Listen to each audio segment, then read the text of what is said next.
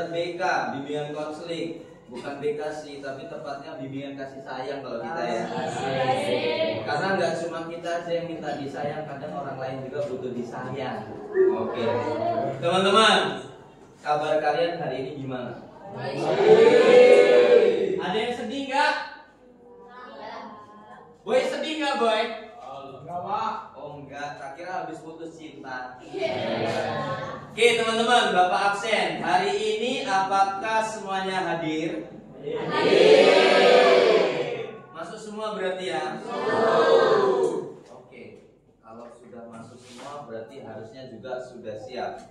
Hari ini kita akan bersama, tuh sama-sama lihat depan. Kelola emosi dan resiliensi. Kalau emosi semua sudah pada sering dengar, dan bahkan setiap orang yang hidup di bumi, otomatis remaja kayak kalian juga pernah ngalamin emosi. Terus kalau resiliensi, apa resiliensi? Ada yang tahu nggak sih? Ada yang tahu nggak? Bingung? Bingung?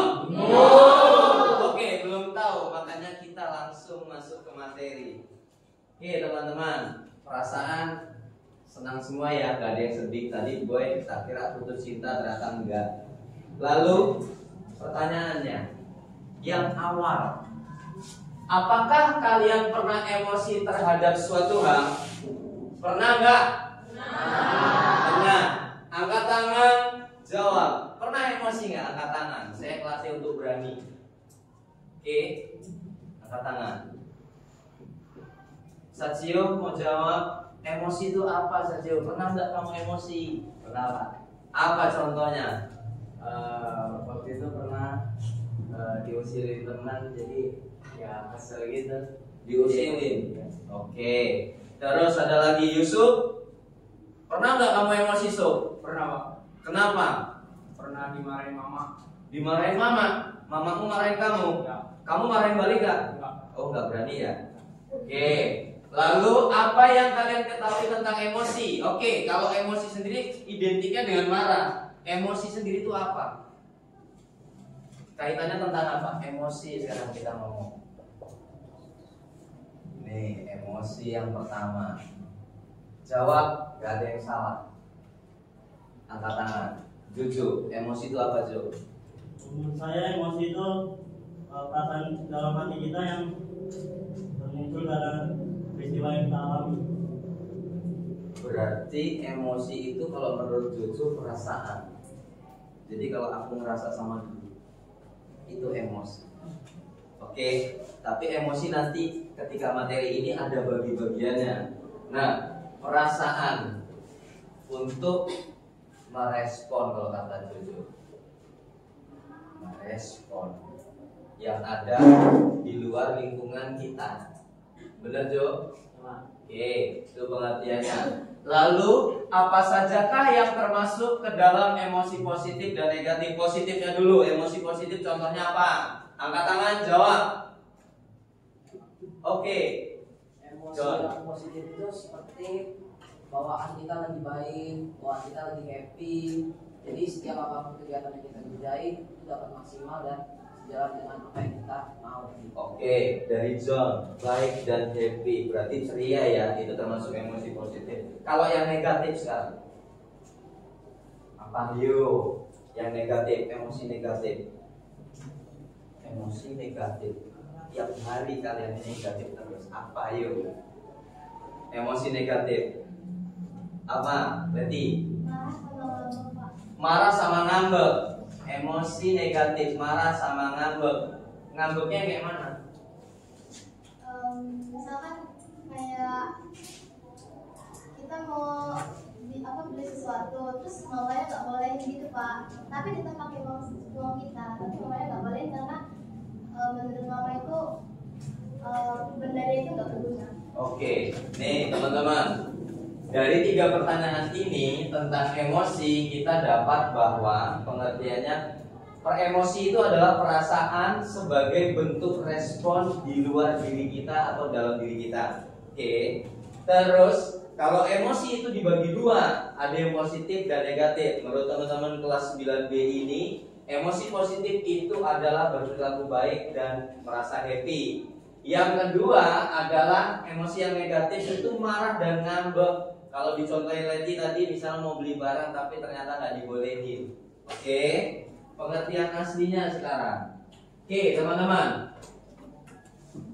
Kenapa kok hari ini kesannya materinya mendadak kok belajar tentang emosi, tentang resiliensi? Jadi untuk mendukung program 7 jurus BK hebat, bukan pendekar ya, kita harus gini-gini itu enggak.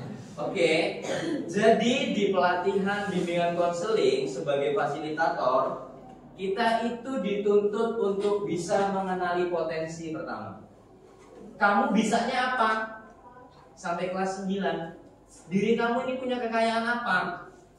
Lalu yang nomor 2 ada kelola emosi yang kita pelajarin. Hari ini kita belajar cuma 2. Yang ketiga ada tumbuhkan resiliensi untuk bangkit. Resiliensi itu bangkit. Jadi enggak selalu kita hidup itu terpuruk kayak roda loh. Ketika di atas kita memang senang, tapi apakah ketika di bawah kita bisa bangkit lagi? Atau malah sebaliknya kita di bawah terus. Jadi hidupnya nyusruk terus.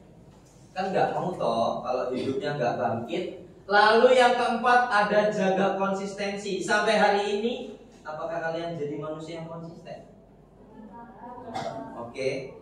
Kita kadang-kadang sebagai manusia itu kadang gue pinginnya belok ke kiri kadang ke kanan, kadang lurus lagi, macam-macam. Lalu yang kelima adalah jalin koneksi, hubungan teman antar teman, hubungan teman antar yang lain di lingkungan.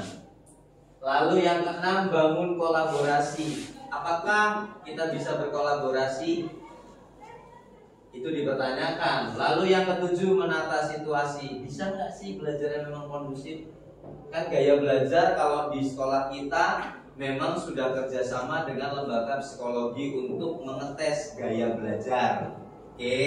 Dan macam-macam. Ada yang visual, ada yang audio visual, ada yang kinestetik. Oke. Kalau yang kinestetik kan yang bolong-bolong. Kalau yang visual yang harus lihat, dan yang audio memang harus dengar. Oke, jadi di BK itu ada 7. Dalam pelatihan poinnya ada 7. Dari nomor 1 sampai 7 itu kita belajar 2. Karena Bapak rasa di SMP ini fase kelas 9 emosinya labil-labilnya. Dibilang bocil udah enggak. Kelas paling expert di SMP berarti sudah menuju dewasa awal. Jadi otomatis yang kita pelajari hari ini cuma 2 jurus. Biar dapat ilmu dan jadi pendekar ya. Jadi kelola emosi, dan yang ketiga tumbuhkan resiliensi. Oke, itu untuk 7 jurus, kita hari ini 2. Apa itu kelola emosi? Pengertiannya tuh kita bisa baca bareng-bareng. Yuk kita lihat, kita baca bareng. 1, 2, 3. Kelola emosi atau pengelolaan emosi adalah proses menyadari, memahami, dan mengatur emosi yang kita rasakan agar tidak menguasai pikiran atau perilaku kita secara negatif. Titik. Baca tuh ya, yang ada koma-komanya. Proses menyadari, memahami dan mengatur emosi yang kita rasakan agar tidak menguasai perilaku, menguasai pikiran atau perilaku kita secara negatif. Nih, kalau kalian, anggap gambar saya paling bagus di bumi. Ganteng, cantik kan? Saya kasih rambut. Oke, emosi itu kan ada di dalam diri. Ini kamu dan lingkunganmu. Sekarang yang lebih sering di kelas 9, kamu dikuasai emosi atau kamu menguasai emosi? Kenapa? Susah mengendalikan perasaan itu, mudah ke bawah. Jadi ngalun sama kejadian itu kita malah rata-rata malah jadi emosi. Ingat, hati dan pikiran. Kalau misalkan ketika ada emosi yang pertama kena itu apanya? Kalau hati itu kan timbulnya rasa tidak enak. Kalau pikiran pasti itu menentang. Nah, apakah ini bisa timbal balik? Kalau nggak sama, hatinya nggak enak tapi pikirannya nentang. Contohnya gini, Ma, aku pingin beli HP iPhone 20 Pro Max dan motor NMAX. Contoh, kita nuntut egonya nuntut. Kita punya rasa ego, setiap manusia punya kepentingan yang dipingin. Kita nuntut orang tua. Ketika orang tuanya nolak, Bapak, Mama belum punya uang loh. Perasaan kamu gimana? Hatinya sedih kok, pikirannya tapi mau. Nah, ini tidak sejalan. Makanya timbullah emosi. Dan gimana cara mengendalikan ego? Nah, nanti kita akan sama-sama belajar. Untuk pengetahuan awal, jadi kita harus sadar dulu. Kita itu emosi karena apa? Ego yang tak terpenuhi. Lalu paham nggak dengan tuntutan lingkungan yang kamu tuntut itu sesuai nggak? Lalu pada akhirnya dan mengatur emosi yang kita rasakan agar tidak menguasai pikiran. Kalau misalkan sudah sampai sini, ini sama-sama nggak sejalan, otomatis kamu akan timbulnya marah. Emosinya ke arah yang positif atau negatif? Negatif. Jadinya marah dan ngambek kayak yang disampaikan Leti tadi. Oke. Jadi di sini lanjutannya nih, istilah ini sebenarnya sinonim dengan regulasi emosi, ngatur. Bisa nggak sih kamu ngatur emosi sampai sejauh ini? Oke. Terus tetapi dalam bahasa Indonesia sering digunakan dalam konteks yang lebih umum atau praktis. Jadi, kalau misalkan kamu itu sedang emosi, harusnya pikiran yang positifnya adalah kamu itu harus mengendalikan emosi, bukan malah kamu dikendalikan. Karena biasanya kalau orang dikendalikan emosi, ujungnya nyesel nggak sih? Misalkan, aku mau putus sama kamu karena kamu udah nggak sejalan pikirannya sama aku. Ketika emosi sesaat, yang bergerak duluan mulutnya. Pada akhirnya nyesel dong. Ketika sudah putus, baru berapa jam langsung, ih kok gue putus ya, ih kok dia gak ini sih. Ujung-ujungnya timbul kata-kata apa? Dia mah cowok mah semua sama aja, cewek mah semua sama aja. Terus ngerasa si paling korban. Padahal untuk diketahui, ketika emosi harusnya kita bisa tahan. Nanti kita akan sama-sama belajar. Oke, berikutnya teman-teman, apa tujuan kelola emosi itu? Ada 3, supaya kita merespon situasi secara bijak, bukan bereaksi impulsif. Jadi bukan langsung ngomong. Kalau kamu emosi, sebaiknya gimana? Kalau yang kamu ketahui, kamu ini emosi, harusnya kamu gimana? Yang sampai sejauh ini dilakukan, apa kamu langsung tonjok? Atau kamu langsung kata-katain? Atau gimana? Yang benar gimana? Apa Kana? Diam dulu gitu kan, biar pikiran tuh jadi lebih tenang, biar otak tuh responnya nggak ke arah positif gitu lah, ke marah-marah. Oh, nggak ke arah negatif Kana. Oke. Oke. Jadi kalau ketika marah, sebaiknya kita itu tidak merespon apapun dulu, menyempatkan untuk kita biar bisa mikir. Kalau orang marah, kebanyakan ketika dikuasai emosi, yang gerak apanya? Tangan. Oke. Kalau laki-laki begitu emosi, kalau belum bisa mengendalikan, kalau anak SD, kamu bisa ingat apa lo? Nah, tidur lo. Kalau cewek enggak kan? Emosi negatifnya karena ini. Ngambek itu tahapannya banyak. Marahnya sebentar, tapi karena diingat-ingat terus, ujung-ujungnya berhari-hari ngambeknya. Terus musuh-musuhan. Nanti yang jeleknya kalau nggak bisa menguasai emosi, ujung-ujungnya malah nyebarin. Padahal itu jadi buruk. Boro-boro punya teman, circle-nya runtuh, hatimu tak berarti deh. Oke. Lalu yang kedua nih, untuk menjaga kesehatan mental dan hubungan sosial. Ya jelas toh, kalau misalkan kita itu menjaga kesehatan mental dan hubungan sosial, kalau kita itu nggak bisa ngendalin emosi, boro-boro ada yang mau temenan sama kita, ngomong dikit ngapa lo nantang, semua diajakin berantem. Ngelihat sedikit apa lo lihat-lihat, kira-kira ada temen nggak? Ada temennya nggak? Kira-kira mentalnya sehat nggak? Siapa yang mau sayang kalau apa-apa itu marah? Dan hati-hati teman-teman, ketika kita itu sedang emosi, berbicaranya lewat chatting, lewat tulisan. Kalau lewat tulisan rata-rata bisa salah arti ketika kita dikendalikan emosi. Kita baca nggak ada emotnya misalnya. Dia ini jutek banget sih. Dia ini marah sama gue. Padahal yang ini belum tentu marah. Oke, jadi hubungan sosial itu penting. Ketika kita nggak bisa ngendalin emosi, otomatis hubungan sosialnya juga jadi buruk. Oke, yang terakhir, agar emosi mendukung, bukan menghambat aktivitas kita. Kalau sekarang mungkin ngerasanya, kalau kamu lagi bad mood, dimarahin mama di rumah, kalau kamu masih dikendalikan emosi, ketika ke sekolah ke bawah. Dan pertanyaan yang sering timbul apa coba? Misalkan Drew bete di rumah, dibawa ke sekolah, dia diem aja. Contoh, si Vidi ngomong apa?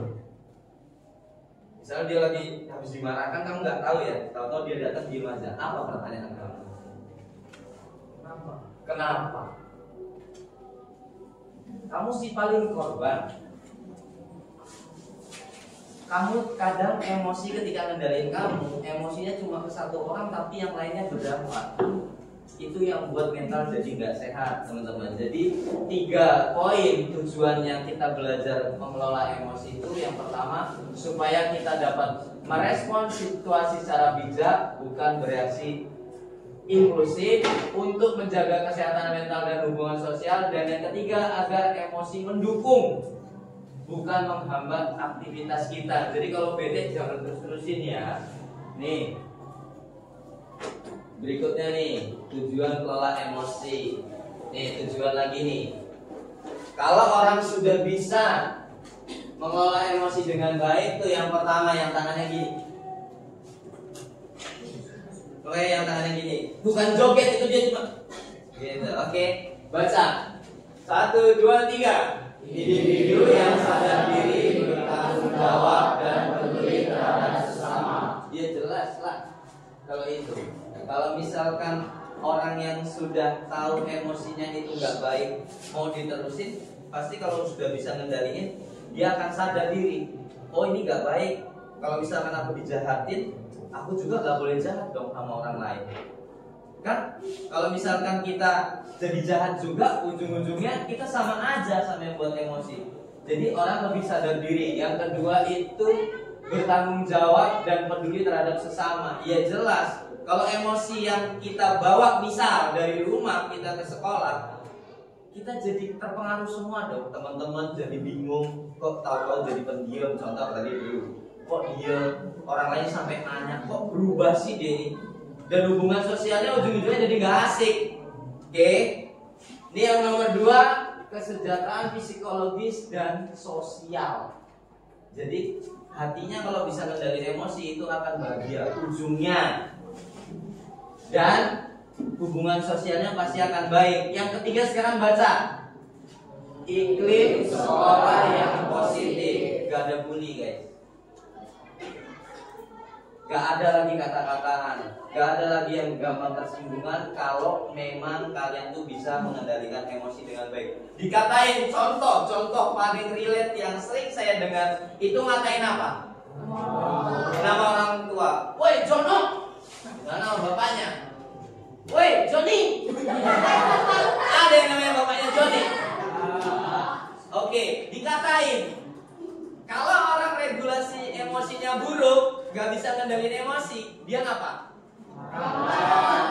Marah. Kalau dari marah setelah itu ngapain? Berantem. Berantem mentok-mentok. Dan ketika sudah berantem kan rugi. Oke, tapi kalau regulasinya baik, dia akan apa? Hah? Sabar dong. Kalau regulasinya sudah baik, dia bisa kendalikan emosi, harusnya dia makasih. Kenapa gitu? Ya iyalah, bapaknya terkenal tanpa harus sekolah, fansnya banyak. Kasihan amat kalau yang misalkan nggak dibully, berarti bapaknya nggak terkenal. Oke. Lalu yang keempat adalah prestasi akademik. Orang yang emosian otomatis akan lebih sulit menerima informasi karena apa? Yang dipikir selalu negatif terus. Tapi kalau dia bisa regulasi emosi, bisa mengendalikan emosi, dia pasti akan gampang nyerah. Karena nggak cuek. Orang emosi rata-rata cuek loh. Yang dipikir dirinya, nggak mikir orang lain. Kamu lagi emosi ke sekolah diem, kamu nggak mikirin kalau teman-temanmu itu akan nanya.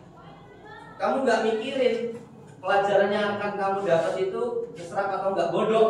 Gue yang penting lagi bete, fokus sama diri, egonya digede-gedein. Kalau orang yang bisa mengendalikan, pada akhirnya prestasi akademiknya naik. Karena walaupun ada masalah di luar, ketika dibawa di tempat lain, dia bisa meredam. Oke, marahnya sama satu, kok ibunya tersenyum. Kebiasaan tuman. Oke, lanjut. Sekarang kita masuk yang kedua. Apa itu resiliensi?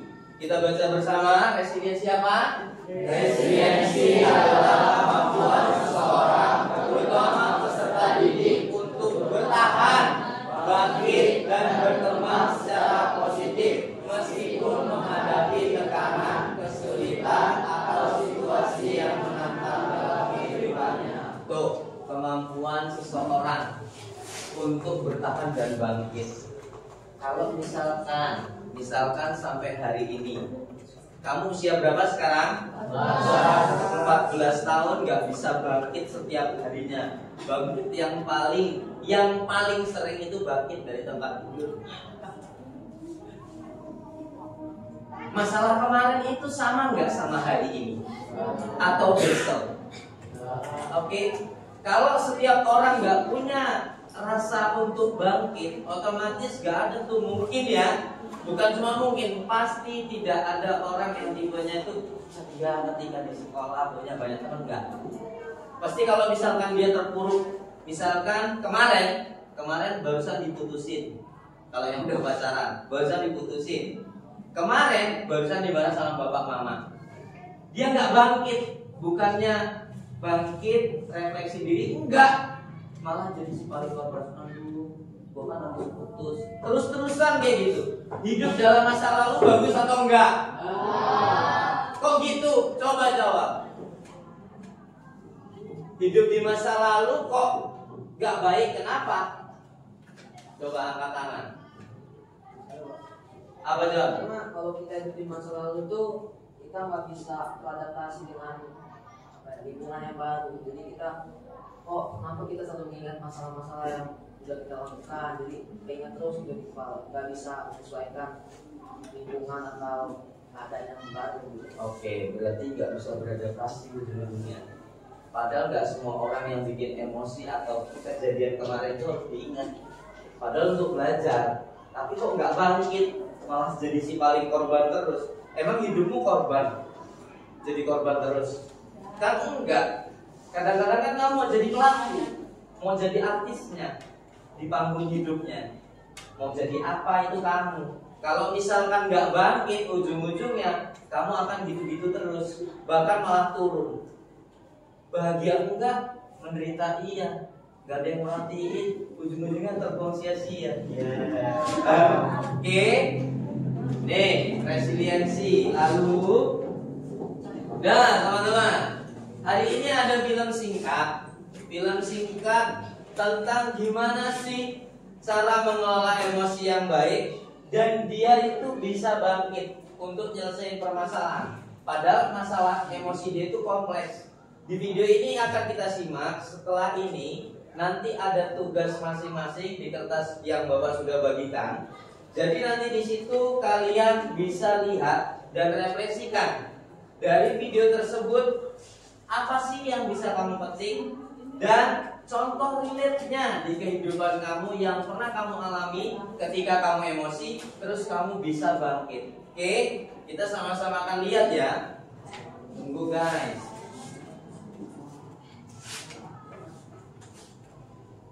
Tunggu.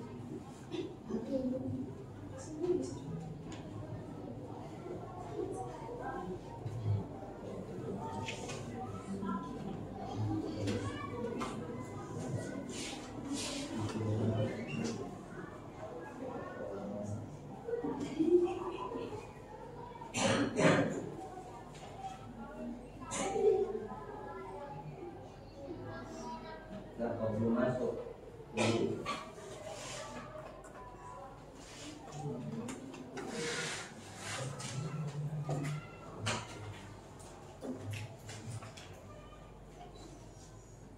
Dulunya belum masuk teman-teman. Apa?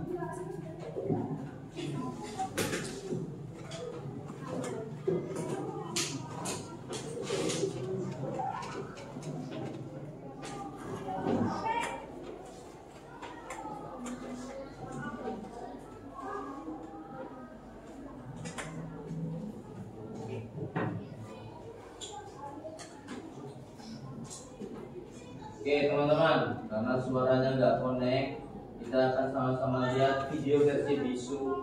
Semoga kamu akan dengar lewat hatimu nanti ya.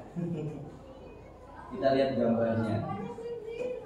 Oke, tunggu. Nih.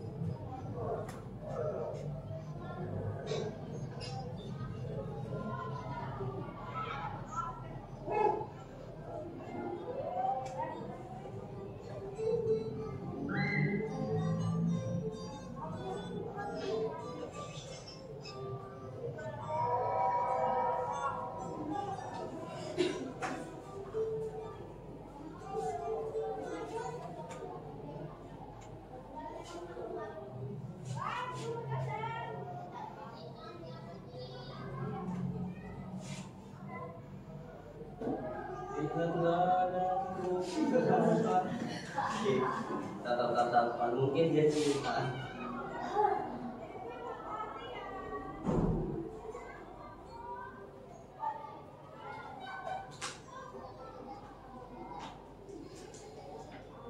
Oke, baik teman-teman. Tuh, setelah tadi melihat video, tadi tokohnya apa? Beruang, terus rusa, terus kelinci, musang. Oke, ada 4 tokoh di situ. Yang pakai emosi negatif tadi kamu bisa lihat. Siapa? Oke. Yang punya emosi positif siapa kamu tadi tahu? Oke. Mereka emosi. Sepasang itu yang gak bisa meregulasi emosi, yang dikedepankan ego. Oke. Kalau yang tadi sepasang lagi itu tidak mementingkan ego, tapi dia bangkit. Tadi kan lihat yang satu konflik gara-gara emosi, nggak bisa ngendaliin diri. Ujung-ujungnya gimana tadi kamu lihat? Rugi kan? Terus yang kecil tadi itu dia bangkit. Tadinya juga mau emosi, nuntut sama yang gede-gede itu.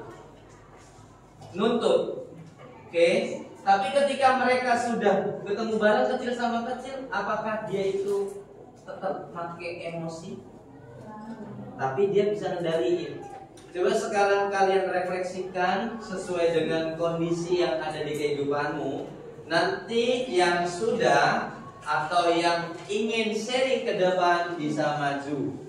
Jadi sekarang silakan kalian tulis tugasnya di kertas yang sudah bagikan tentang pengalaman kelola emosi dan resiliensi yang pernah kamu alami. Silakan.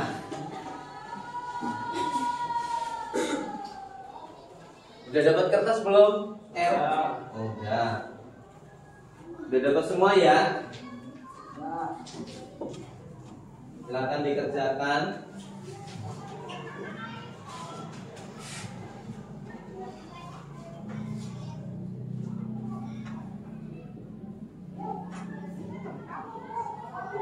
Kamu pernah emosi gak ya? Oh ya pernah. Boleh.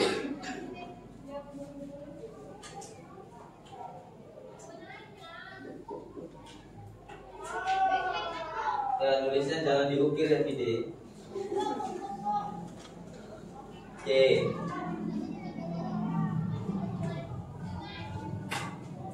Tulis sesuai pengalaman kalian masing-masing.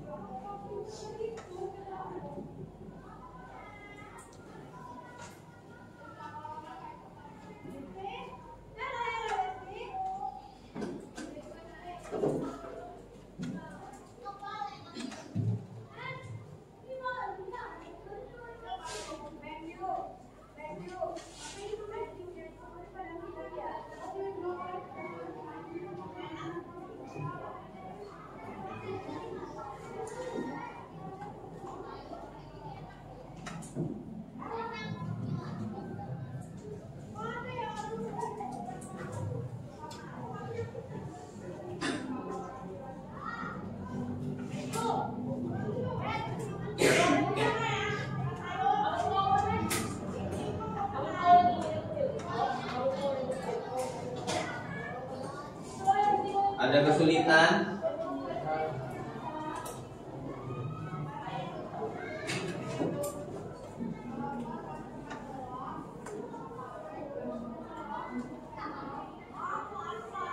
Oh, banyaknya juga panjang banget ini. Oke. Dapatkan dari emosi bro.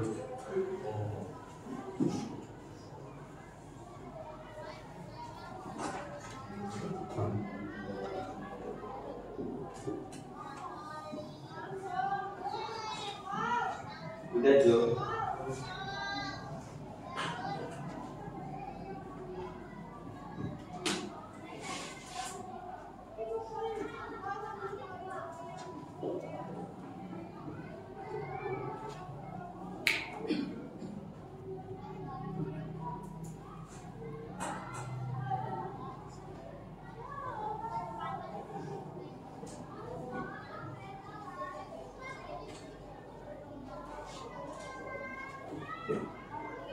Oke, Bapak beri waktu sekitar 3 menit lagi cukup? Cukup. Ya, ditulis. Nanti yang siap untuk sharing, silakan kalian maju ke depan. Siapapun yang siap. Bapak beri waktu sekitar 3 menit lagi.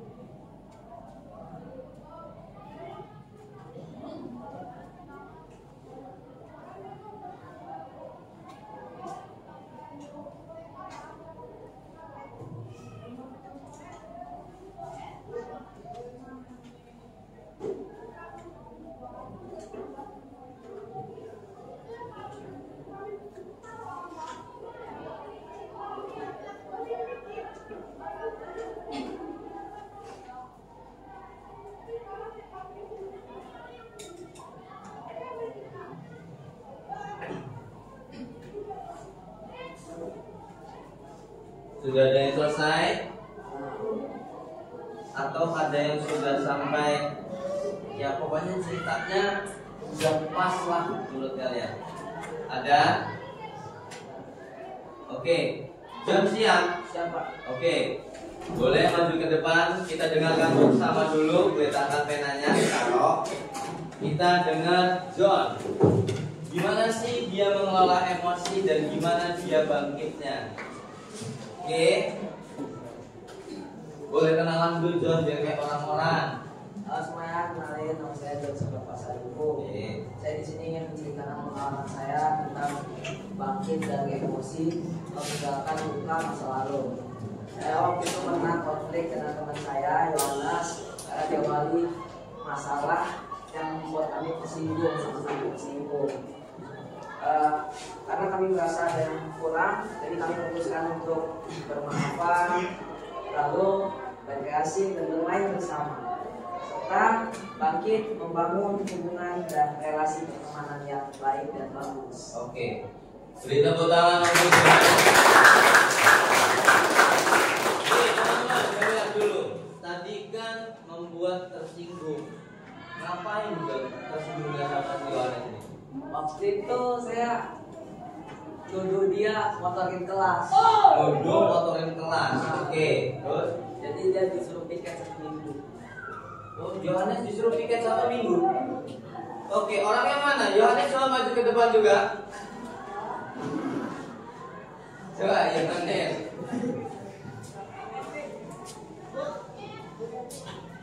Oke. Ini yang namanya Yohanes ya. Oke, ini pernah berkonflik. Oke, nuduh Lalu dia ngotorin kelas. Kamu piket seminggu. Oke. Dari saat itu kamu emosi nggak? Kenapa kok misalkan sampai dituduh, benar nggak itu yang dituduh?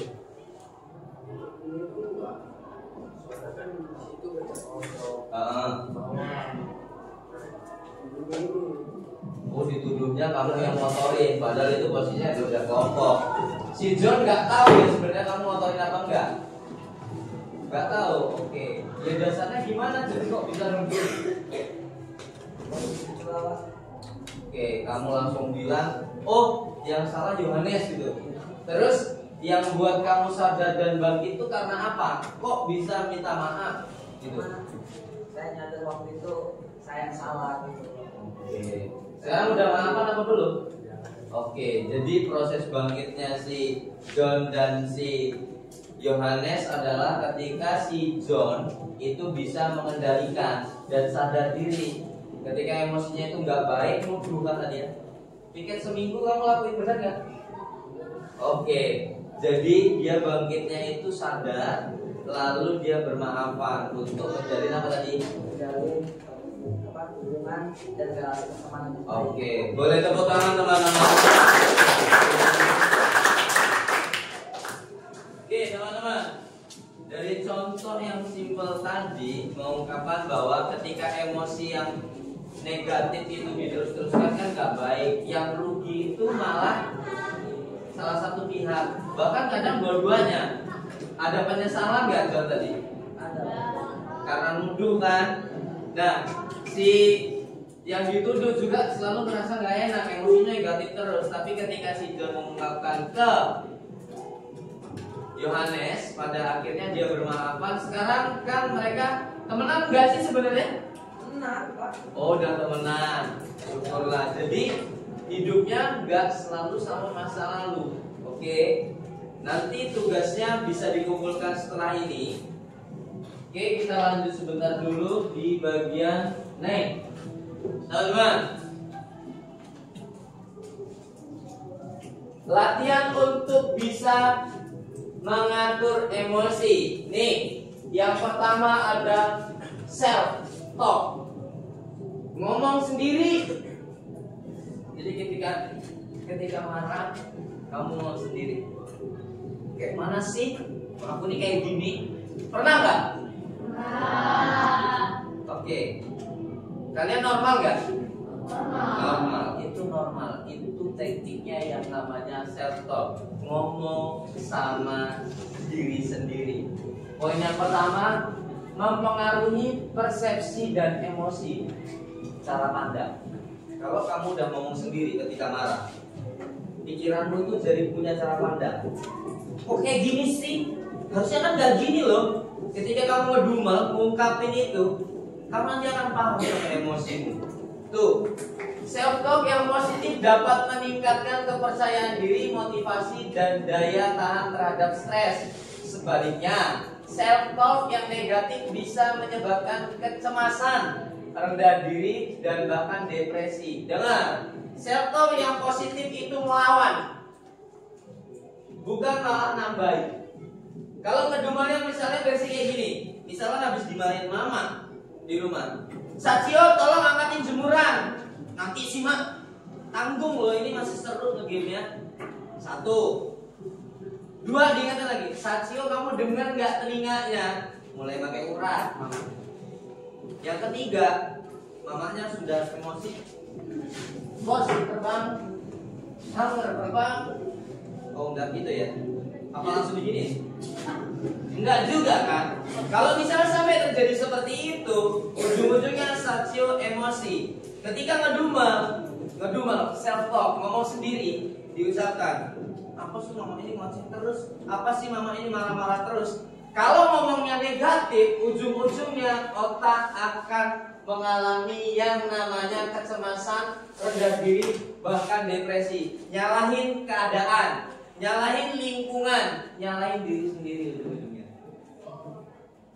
Ngerasa jadi korban banget. Tapi kalau self talk yang positif, oh iya, mama ini marah-marah terus loh. Dibalik, mama ini marah-marah kenapa ya? Apa aku karena nunda-nunda ya? Besok biar gak dimarahkan. Jangan nunda-nunda. Bahkan kalau self talk yang positif itu bisa meningkatkan kepercayaan diri. Karena apa? Dirinya jadi yakin. Oh, punya refleksi loh, ngomong sendiri itu. Gak serta-merta kayak orang gila. Tapi jangan juga ketika kamu jalan di tempat umum, kamu ngedumel sendiri tapi diucapkan. Kan bisa dalam hati, self talk. Ngomong lagi, apa dia itu jahat banget? Kan dicat gila.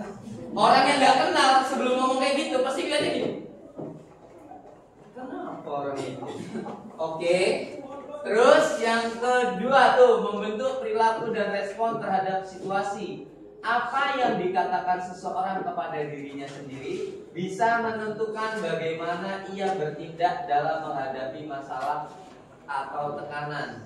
Jadi sebenarnya teman-teman, orang punya masalah itu tahu sebenarnya solusinya, karena dia tahu penyebabnya. Oke. Tapi yang jadi masalah biasanya cuma dipikirin. Kalau pakai self talk, dia tahu nanti dari ngedumel banyak bener. Kan capek ya. Aku ini ngapa sih kok ngomong terus loh. Lama-lama dia tenang, baru dia mikir penyelesaian. Tapi kalau ngomongnya buruk terus, lama-lama malah down dia. Lama-lama terasa, kok saya ini korban terus, kok saya dimarahin terus sih, saya terdampak emosi terus sih. Nih, lalu yang berikutnya, nih, menjadi target intervensi konseling. Konselor sering membantu klien mengidentifikasi self talk negatif dan menggantinya dengan self talk positif atau rasional. Kalian tahu rasional nggak? Rasional itu mikir sesuai kenyataan. Oke, kalau kamu yang pernah konseling sama bapak di ruangan, saya paksa untuk ngomong kalian masalahnya apa, sampai ngomong sendiri. Pikirannya orang emosi rata-rata selalu negatif, irasional. Ini kan rasional. Irasional banget sih pikirannya, semua itu tentang buruk. Tapi saya balik nanti akan jadi rasional. Gimana caranya? Dibalik semua, misalkan dia kok jahatin saya sih, jadi dibalik. Kok dia ini kok perilakunya gitu? Ada apa ya? Apa saya salah? Terus kalau saya salah, saya harus gimana ya? Kan ada penyelesaian. Tapi kalau mikirnya selalu, dia itu jahat, pada akhirnya tidak ada penyelesaian, bukannya diyakinkan, malah kamu semakin terpuruk. Oke, jadi ngomong sama diri sendiri itu penting untuk nenangin diri. Kalau gak ada yang nenangin, kamu ngomong sendiri. Tapi jangan ngomong langsung. Ketika di tempat umum, nanti dikira aneh kamu malah. Di terminal, lagi nunggu kamu kesel. Apa sih dia ini aneh banget? Kamu ngomong sama siapa deh? Nanti dikira gila. Oke, jadi teknik yang pertama adalah self talk untuk bisa mengatur emosi. Lalu yang kedua adalah latihan pernapasan. Oke. Ketika saya baca atau saya ngomong ini, kamu langsung latihan pernapasan, kamu langsung sadar. Napas itu kerjanya secara nggak sadar dan terus sampai nanti kita gitu. Oke, napas itu nggak sadar, jantung detak juga kita nggak sadar. Oke, kalau misalkan kita itu sadari, ketika emosi masih sempat mikir, gua napas dulu saya napas dulu Kamu pikir, kamu akan teralihkan emosinya. Tapi kalau mikir emosinya, pasti pinginnya langsung ngomong, pingin langsung ngejudge, lo ini gitu. Tapi sebelum kayak gitu, napas. Jadi kalau marah, selain self talk, kalau kepepet banget, napas. Ingat, napas. Lagi marah nih. Gini ya. Gitu. Ingat nafas. Oke, poin yang pertama itu kita baca bersama. Teknik relaksasi yang digunakan untuk membantu klien mengelola stres, kecemasan, atau emosi negatif.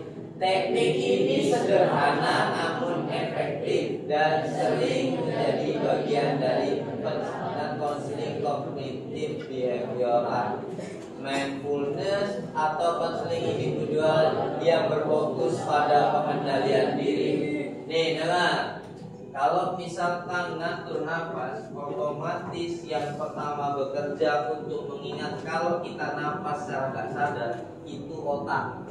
Kenapa di situ disebutkan di teknik konseling itu ada kognitif behavioral. Behavioral itu kebiasaan, tapi kalau kognitif itu cara berpikir. Jadi kalau sebelumnya kamu nggak pernah berpikir kalau nafas itu 1 menit berapa kali ya bernafas? Kan konyol kalau kita ngelakuin itu. Tapi ketika emosi, kita cuma dipaksa gini, napas. Maka kamu akan ingat dan kamu gini. Orang emosi, detak jantungnya cepat. Oke, tensi naik. Semua diarahkan ke arah kepala dan hati. Dadanya nggak enak loh pasti kalau lagi marah itu. Pinginnya langsung ngungkapin apa gitu, entah mukul, entah langsung ngomong. Tapi sebelum itu terjadi, coba kamu ketika marah ya, tarik napasnya itu dalam. Jangan cuma napasnya gini, napas. Aneh kalau kayak gitu. Tapi coba hitung dalam hati. Sekarang coba posisi paling rileks dulu. Posisi paling rileks. Sudah. Bukan ngulet ya, putra malam. Oke, relax. Hitungan ketiga, tarik nafas. Begitu saya bilang buang. Oke, ini posisi nggak marah ya. Responmu nanti terserah, saya akan lihat. Tapi sebelum saya bilang buang, jangan dibuang. Oke, tarik nafas ya. Kalau saya bilang buang, nanti baru buang. 1, 2, 3, tarik. Buang. Oke. Udah mulai aneh-aneh nih responnya. Oke, lagi. 1, 2, 3. Tahan. Buang. Oke. Kurang seru kayaknya. Oke, relax, fokus sama diri sendiri. Jangan tengok kanan kiri. Atau sekarang diubah deh gamesnya. Sekarang kamu hadap-hadapan. Terserah, kamu yang penting lihat temanmu.